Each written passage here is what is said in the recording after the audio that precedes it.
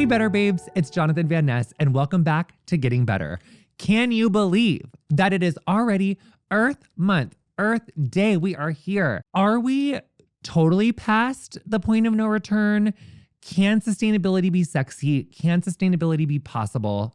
Honey, that's what we're going to find out about today on Getting Better. It's like, how can we be more sustainable? And to talk about that, we have Leah Thomas, honey. She is the author of the bestseller, The Intersectional Environmentalist, a widely taught resource in university classrooms nationwide. Beyond her advocacy, she has also lent her expertise as a climate solutions consultant for major companies like Apple. She's also been recognized on Forbes 30 Under 30 list, yes, and Time 100 Next, yes, and has presented on prestigious stages like Dreamforce, TED, and Aspen Ideas. And honey, is sustainability even possible? Leah, how are you? Hi, thank you for having me. Thank you for coming in and sharing your gorgeous presence with us. And thank you so much for doing all this incredible work. One question to lead off that was not planned. Mm-hmm. Is Earth Month like just your Super Bowl? Or is it like is it like when you like, is it like for us when it's like the biannual sale for Sephora and we just are like freaking out about like how much we have to talk about Sephora sales? No, Earth Month is like my Super Bowl. I actually say that verbatim. Like, this is my time. Like, the earthy nerd comes out. But then Earth Month is also every month for me, but it's just such a special time. I'm just so curious to start off with, like, how has this administration impacted your work? How has your work in environmental advocacy changed from 2024 to 2025? Like, how's it going?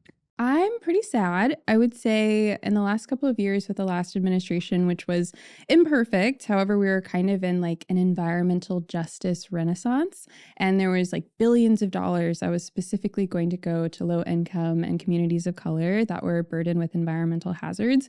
And now all of that is being undone and stripped away. So kind of an uphill battle, even in the education space where I like to focus on. A lot of schools can no longer teach intersectionality, about climate change, Can't even say climate or intersectionality. No, they can't even say it. And like intersectionality is my favorite word to say. So I'm really upset about that. But the broader implications of it are pretty damaging. So not happy. A lot of funding is getting taken away and a lot of great work is being undone practically overnight. So very scary times for the environmental space. How are you taking care of yourself through this?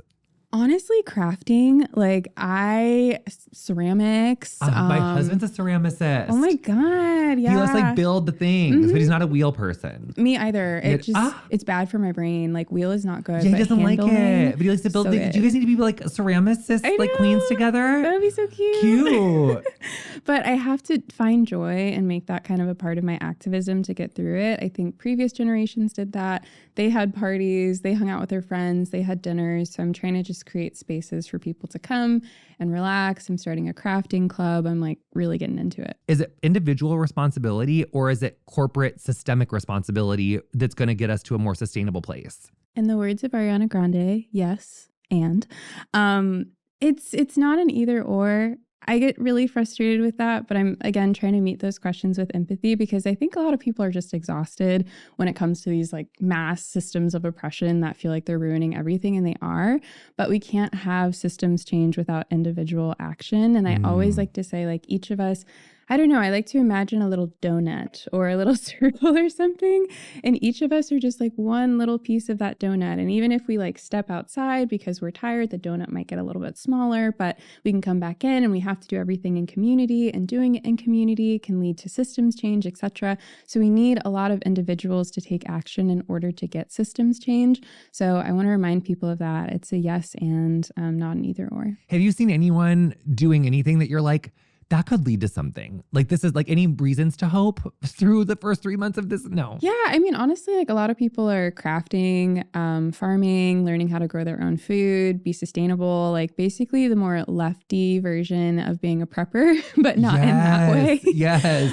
So I think that's giving me a lot of hope because, again, I think a lot of people are realizing like, oh, I can make my own clothes. I'm seeing people learn how to sew more, so they're not even supporting these large corporations. And for example, if someone's boycotting a Target or something like that, or who knows, these companies are actually taking a hit because people are deciding what to do with their dollars. And I think it's making people feel more powerful. And then it's leading them to just, buy stuff or make stuff at home or like support a local store. So I think that is making me kind of happy to see. Recycling, systems of sustainability.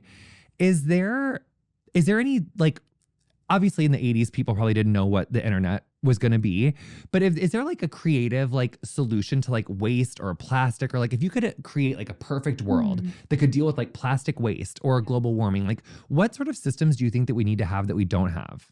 I would say we don't need to make any more new plastic. There's already so much plastic in circulation. I was just in North Carolina, like visiting a plastic bottle recycling facility, and it was honestly pretty cool. And you can just use that and turn it into furniture and so many other things. So I think we immediately need to like just No new plastic. No new plastic. We don't need any new plastic. There's also bio-based plastics, aluminum, so many other things. So I would say get rid of plastic, recycle what we have, try to upcycle as much as possible.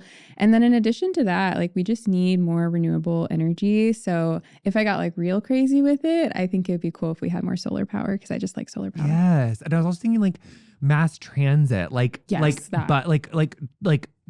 trains, like more, just like more, not planes. Yeah. And that's frustrating because I live in between California, Missouri, and then I'm here all the time because my team's here. And at least you all have public transportation. Is it safe all the time? Not all the time. But in California, it's so frustrating because it's such a car heavy city, and just getting things like amazing public transportation systems would drastically reduce our emissions. And that's like the easiest answer.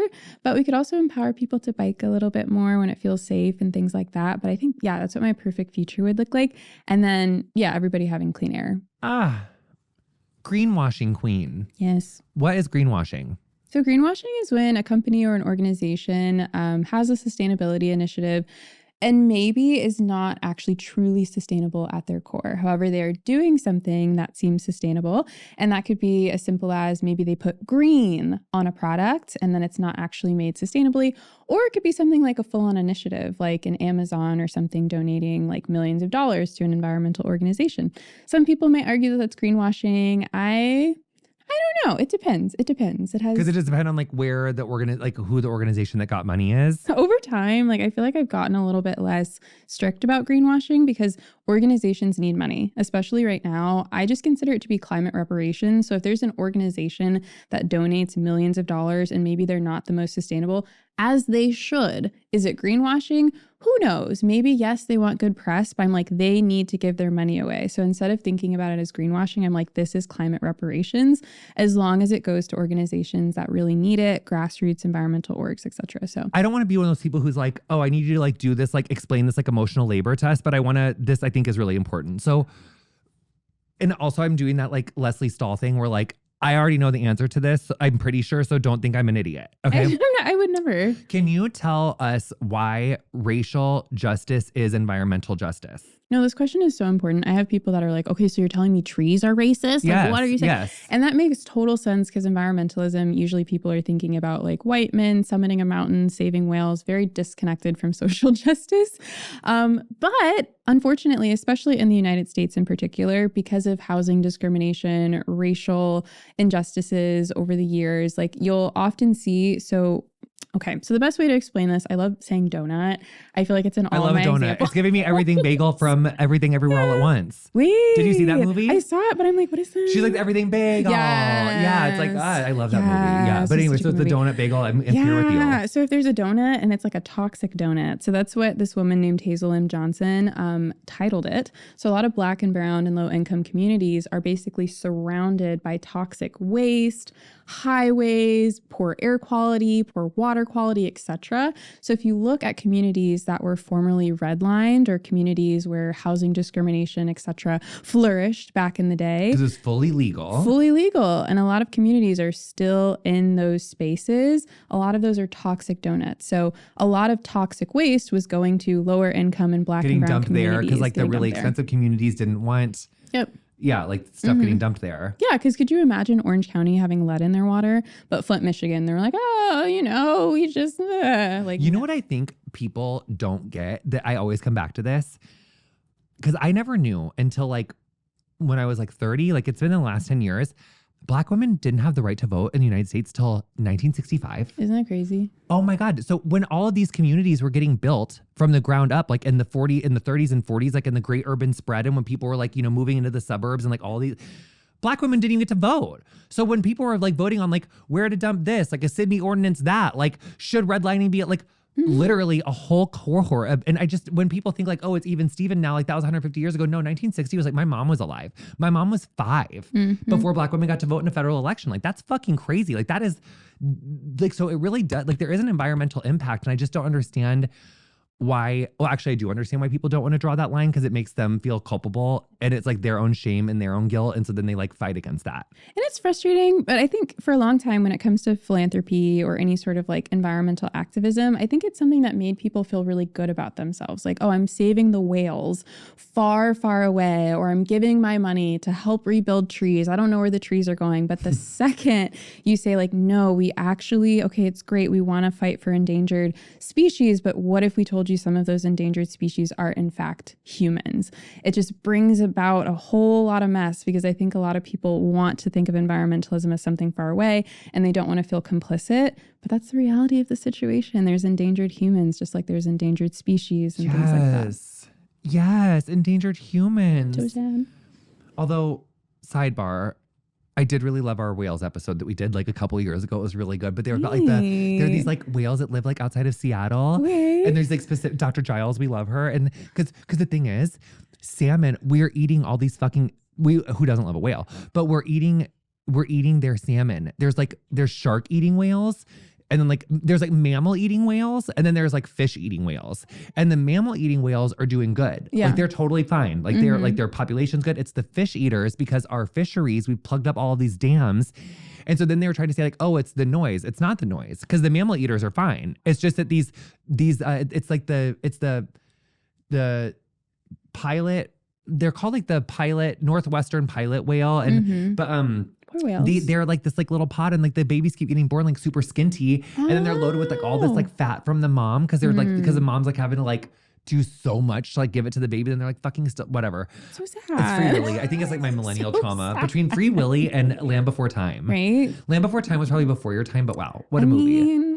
Have you ever seen it? I'm not even gonna. I don't even want to admit that I haven't seen it. No, it's okay. Do I need to see You're it? like a little. You're like. No, I'm 30. Huh? I just turned 30. Yeah, you missed it by like 8 years because you're a Oh. tiny baby. Yeah, I mean, you're like a grown woman who's like Yeah. done so many amazing things. I'm 30 now. But I mean, Land Before Time. It's like you were like you were probably like -7. Yeah. And I was 2. Mm. And wow, the dinosaurs. I'll watch it. Talk about global I had warming. Wally. What? Wally? And I probably just missed that one. Yeah. Who's Wally? You don't know Wally? No. Oh my God, it's about this little robot, and it's about like climate change, and everybody has to live on like a ship, or I forget, or space or something. It was really before I its feel time. like our childhood like entertainment changed so much. Rapidly. Like by the time, like when I was little, it was like dinosaurs, but then you were already like futuristic robots with sustainability. Okay, this I was shook. 71% of Black people in the United States live in counties that violate federal air quality standards. Why is that number so important? And how did we find out about that? Yeah, so that's a statistic that I included in my book, and it came right off the EPA's website. And it's frustrating because it goes to show that there's regulation in place, yes, but it's not being equally enforced. And that's what environmental racism is, because that makes absolutely no sense, because it says federal air quality standards, and then they're just violating it with no consequence. So if there's no consequence, there's no reason to make sure people have clean air, clean water, and a safe and healthy living environment. And with the Black American community in particular, it's really important because there's higher instances of respiratory illnesses and asthma in our community. So, and it's frustrating because oftentimes you're like, oh, it's your fault. It's just something that happens to Black Americans, but a lot of it also has to do with our air quality. And like the asthma, like health, like unwanted health outcomes. Yep. And also too, it's like I wonder, I mean, I don't want to like, but, or like maternal mortality. Yep. Like, cause if you're like trying to have a baby and there's like weird shit in your water, or like your hospital's like way further away cause you're like in a healthcare desert and like food desert. Yes. I found that out a lot when I was researching about people in Mississippi that are living with HIV, and it's like just getting to the doctor, cause like there's no buses. Like just getting there, if you don't have a car, like fucking forget about it. Curious about this. Have you ever heard of the Horseshoe Theory? Is that the one where if you go so far left, you end up right? Yes. Hey! But so the Horseshoe Theory is that it's like if you go so far, like it's actually like the furthest left and the furthest right aren't like this. I agree. It's with more that. like a horseshoe. So it's like that. So we did an episode about gay Republicans and trad wives like years ago. I need to listen to this. It's years ago. It was pre Getting Better. It was like start getting curious. You can still get on the feed if you're into it. So when I was researching for trad wives, I started finding all of these women, one of whom I used to be her yoga teacher. I used to do this woman's hair. I used to we used to be in the same yoga studio. Like, I thought she was totally down. Like, I thought she was like totally great. Then I see her like liking all this crazy like Maha stuff, all this RFK Jr. stuff, all this Trump stuff. And she's still actively a yoga teacher prepper. See, a lot of them, it goes from, and that's why I'm like, okay, I feel like I'm trying to be a crunchy granola lefty. Yes. So I'm posting more on TikTok, even of just me like crafting and making bread and things like that, because part of me is like, oh my God, this is terrifying. There's this pipeline. You start wanting to live a sustainable lifestyle, and then all of a sudden people are telling you to like join the alt-right. No, there's this one lady or become Mormon, which is fine. She has a really intense top knot, and she's like, yeah, the trails in the sky, that came from a plane. Like, she's like a conspiracy theorist now. Wow. And like, and she's like, I'm looking at her, I'm like, she actually kind of makes me scared, you know, because I'm like, am I missing something? But yeah, so what is this like? Because I mean, there are people across political lines who are seeing that there is like a lack of sustainability, an excess of corporate greed. Like, they are seeing that this isn't going to end well when our water is getting worse. It's like our weather is getting crazier. Like, states are uninsurable. Like, we have like California, Florida, like.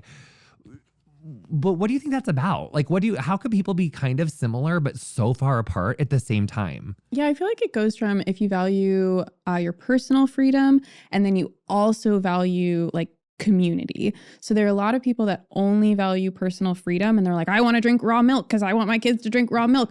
But then they don't really value like community. So they might make certain choices that actually are really harmful for the community as a whole. So I feel like if you have those two things, you usually end up being a little bit more empathetic, and maybe sometimes that tends to be on the left more than not. I mean, I'm biased, obviously, but if you only care about personal freedom and then what you're putting in your body, etc., then I think it can kind of lead you a bit astray. I love that you say that joy is an act of resistance. That's something I've heard in so many marginalized community activist spaces. Like, I just think it's so beautiful, and I think it's so true. But like, if you had like a Greta Thunberg who was just like, you know, like, get on the boat and fucking eat like seals and don't use your phone for fuck's sake. Yeah. Like just a more militant climate girly. Like, what do you say to someone who's like, I don't want to have joy. Like, the world's on fire. Okay, if I could tell you a secret. So I've only met Greta once in passing, but I met a lot of youth climate activists. They're actually some of the funniest people I have ever met in my life. And I think that's important to note because they scare me on Instagram and TikTok, girl. Scary, but they're so funny. Like, I have been after Conference of the Parties, which is like this huge climate conference. Like, I've gone with youth climate activists to the clubs in Europe and just had a blast and things like that. So I want people to know, even if you see their, you know, public figureness, they're actually like silly little teenagers and people that are running around at shady clubs and things like that. And they're great people. But I would say that joy is so important because, one, I know that those people are experiencing joy. So please experience and find joy. And two, y'all, if you are in any activism space that does not want you to be joyful, those are not your people. Again, they don't actually care about you. They don't care about the community like we were talking about earlier. I don't know how that ties into horseshoe theory, but it kind of feels that way. Like, if you're in an activism space that says it's about the cause, but they're actually doing things that are harming the community, not allowing them to feel nourished, feel joy, all those sorts of things, it's not a healthy space. And if the Black Panthers could look so cute with their cute little outfits, and if they could start these, you know, free lunch programs and like dance and party, like, we have no excuse not to do that. It was a part of their activism. It was a radical act, and we need community care. And we saw that with like the queer community through the HIV/AIDS crisis. Like, it reminds you of Gretchen Rubin. We did an episode about optimism a few weeks ago, and she was saying that like people that are happier are more likely, like the data shows that they're more likely to get into these fights, like in a good way. Like, like people that are happy and joyful are more willing to like fight against climate change or like fight for community. But people that are more isolated and sad and like depressed and like not engaged in their community, they're less likely to want to like roll up their sleeves and have a hard conversation or like, you know, so I think joy really is such an act. But, and I don't want to sound like a broken record, but I just think in this time, there are so many reasons to feel guilt and shame about like what you're sharing, what joy you're having. And at least I run into that. Same. And I think it does really make I've just been thinking a lot about like, that's why I was like, even for the title of this episode, it's like, can sustainability be sexy? Can it be fun? Like, I don't want to be shame led. No. And I feel like for the last 6 years of like being a public figure, I feel like so much of what I've done is like a lot of me is contorted to the people that were like really negative and like didn't want me to share joy and only wanted to give like really fucking cruel, mean feedback, who never knew me, never like even tried to know me, and were just like literally verbally shitting all over me. And those are the people that I like changed for versus the people who've been like supporting me and like loving me. So I'm trying to like get into that shift. But I do think that's really important with activism because everyone is always so strong opinioned about like, well, I don't want to say everyone is always because it's like really generalizing, but a lot of people can be very strong-willed about what their opinion is. And I mean, I've cut people off because they, didn't, and I'm trying to get better at that. Yeah. And honestly, like some people don't know this, some people might, but I have to do little things to make myself happy. Like my book is The Intersectional Environmentalist, How to Dismantle Systems of Oppression, like very dark name, but I was like, I'm going to put a rainbow on it. Like I want all my stuff to be colorful. So I love playing these little like games and like hidden messages, making everything really bright and colorful, etc. Because I'm like, okay, if I'm going to be writing about this kind of stuff, I want to make it joyful. I want to have, musicians come to the events that we're doing and arts and crafts projects and things like that. Like I want people to come to the environmental space and feel held and be able to just radically imagine what a better future could look like.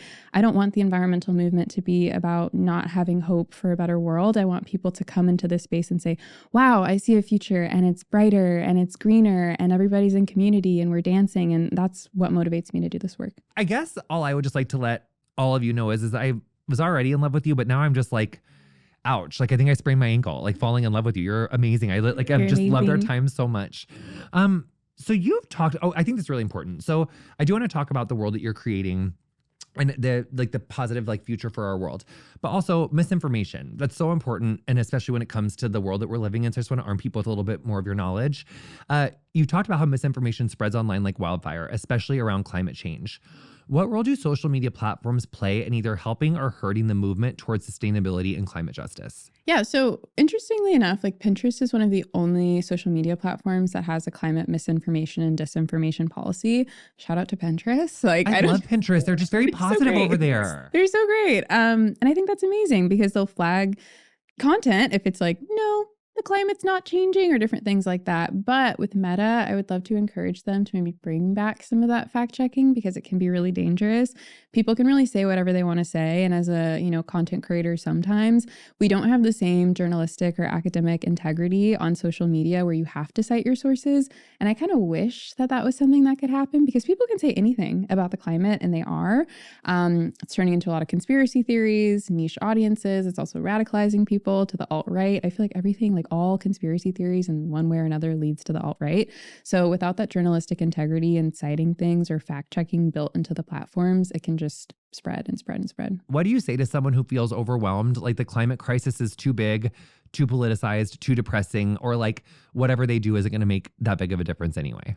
I try to flip it on its head and be like, oh my God, the climate crisis is so big and I'm so small, but what a beautiful thing to be one of many people that are working towards change. Like, and then it kind of calms me down again when I remember, oh, I can just show up exactly as I am. I'm a writer. That's what I do. So maybe I can write about it. I can just contribute the skills that I have to the movements that I love. And then it feels a little less overwhelming. So I want people to show up to the movements they care about exactly as they are. If they're a baker, every movement needs like cookies or refreshments or something.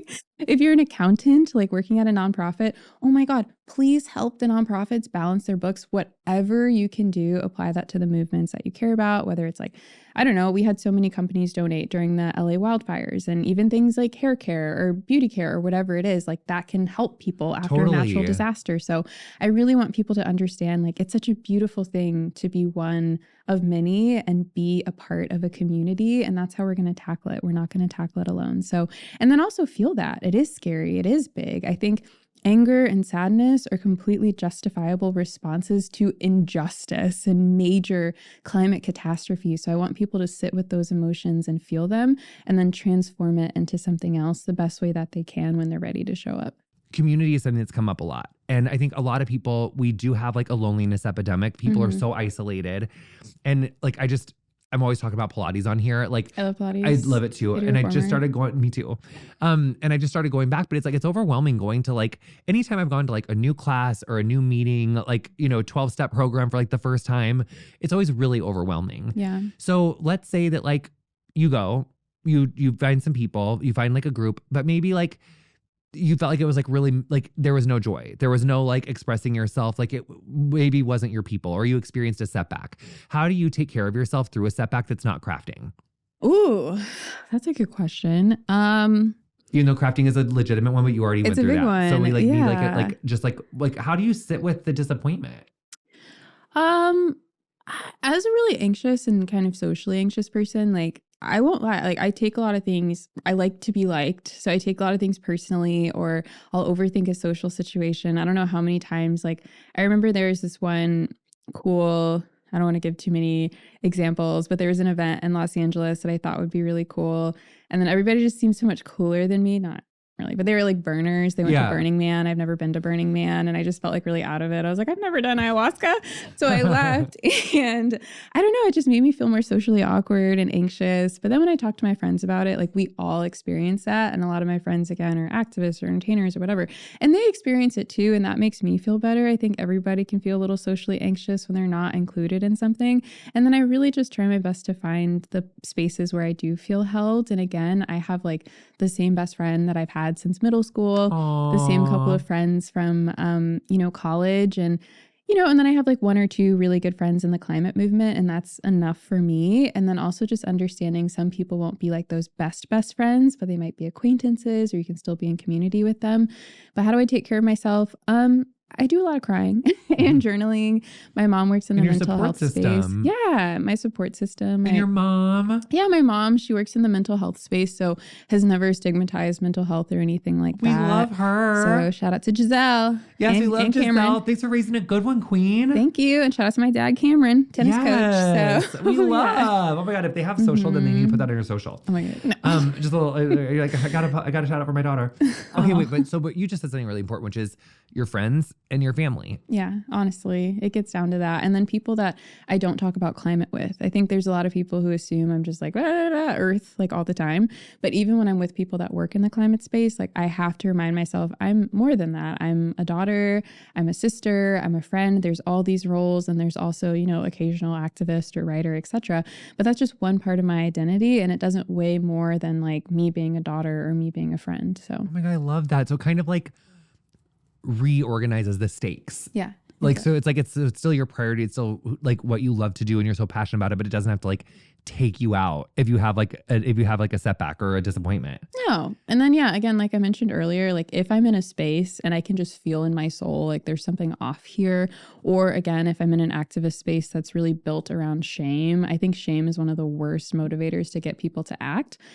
I sometimes exit from those situations, or I know like this isn't the space for me. There are some people who are very shame-based and motivated that way, and that's where their activism might thrive, but it's not me. So I think when people can really understand like this is what I need to feel supported in community, and kind of just think about it, almost write down a list, just like if you're looking for a partner, like this is what I'm looking for in a community space, and then eventually you'll find it. Okay, one more sad thing before our good stuff. Okay. What should we be really paying attention to? What are you paying attention to in this Trump administration when it comes to environmentalism and the intersection of racial equality? Okay, so what should we be paying attention to? There's going to be a serious lack of funding that would help grassroots organizations scale their solutions and improve communities. So we'll have to rely maybe on state funding and foundational funding, but that will have devastating impacts. So it's hard to even be joyful about this, but I think we have to start preparing ourselves for that. In addition, they're probably attempting to bring back coal, which is really irresponsible, instead of just bringing back or creating more green jobs to replace like horrible extractive industries. Also, we're probably going to see, unfortunately, some national parks. I'm a former park ranger intern. I love parks, but they're going to be probably closing some of those down and logging and bringing back these kind of logging. I saw even in like California, they're like all of their public lands. Yeah, I think I'm definitely going to be out there like hugging trees and stuff. But it's scary. We're seeing things that like decades and decades ago, we had really booming coal industries and logging, etc. So that old wave is probably going to come back. So maybe more resistance is needed to those sorts of things. Okay. Fun stuff. Solutions. I love solutions. How can we make sustainability sexy and fun? We can make it sexy by not always talking about it, but just like subtly putting it in there. Like if it's the only option that people have, they're just going to be sustainable. And it's like, oh, cool. So if an organization, like a brand, like for example, yours, people have no choice but to shop sustainably. And then it's also cool and they enjoy it. So if you kind of just like get people into it to the point where it's just like a cool thing that's happening, I feel like that's how we make it sexy.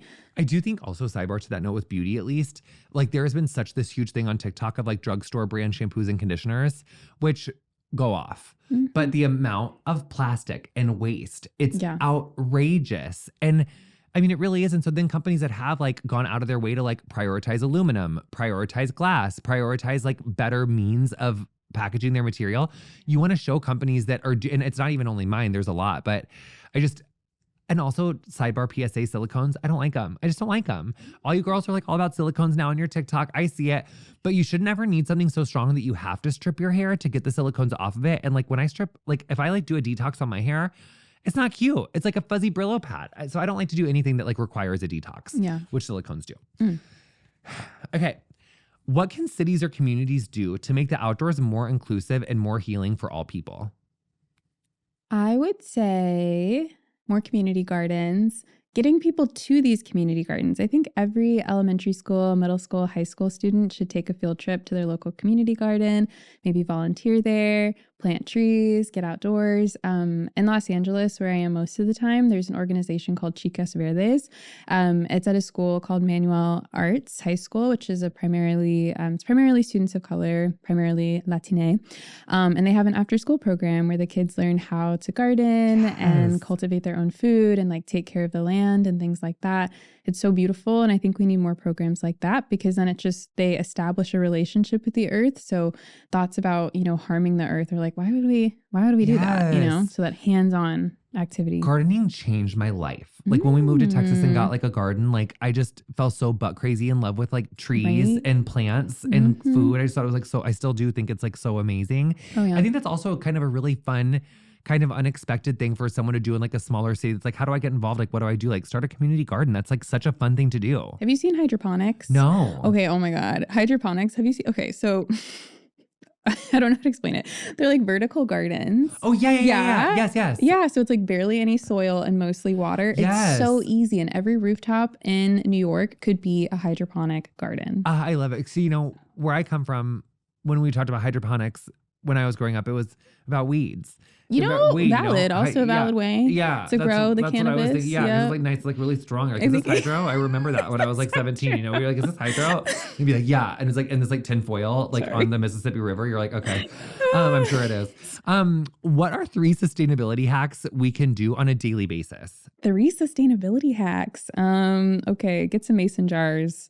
Get some jars. I don't care what jars you get some jars because you're going to save a lot of plastic if you always have jars and you're putting your drinks in jars. And I don't know, glass, in my opinion, is just better than plastic containers because there's no like seeping. Yes. But I don't want the credit card in my brain. It's so scary. Oh my God. And I read something that apparently like 0.5% of our brains are now like plastic. Yeah, I saw that. Like microplastics. We're literally drinking like a credit card a week. Oh my God. It's crazy. Yeah. It's absolutely insane. That makes sense. Yeah. So jars, I'm going to say that. I know it's like OG sustainability stuff, but you will save a lot and not, waste as much if you have a bunch of jars. And then find your local environmental justice organization.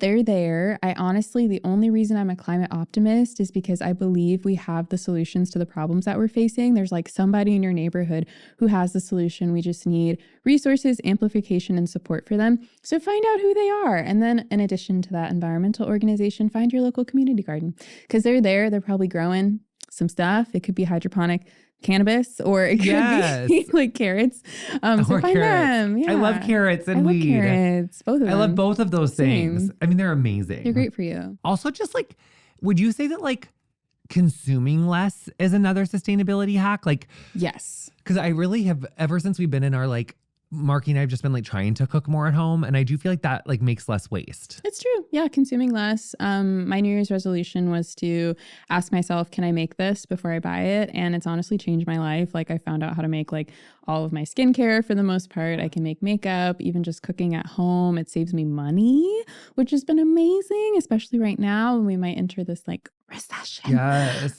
So yeah, ask yourself, can I make this before you buy it? I have to learn how to make a Birkin. You're so funny. I mean, I don't want to kill a cow, and I don't want to be a leathersmith, and I don't want to sew through all that. Right. And I don't want to put that black oil stuff on the top of it either. Right. So I can't make that. I can't make the Birkin. So there's like a couple things where but I'm they have like, canvas okay, ones. They have canvas. Yeah. Okay, we can make a canvas Birkin. Yeah. Now I have to do that. Yeah, try. They do have leather on the top.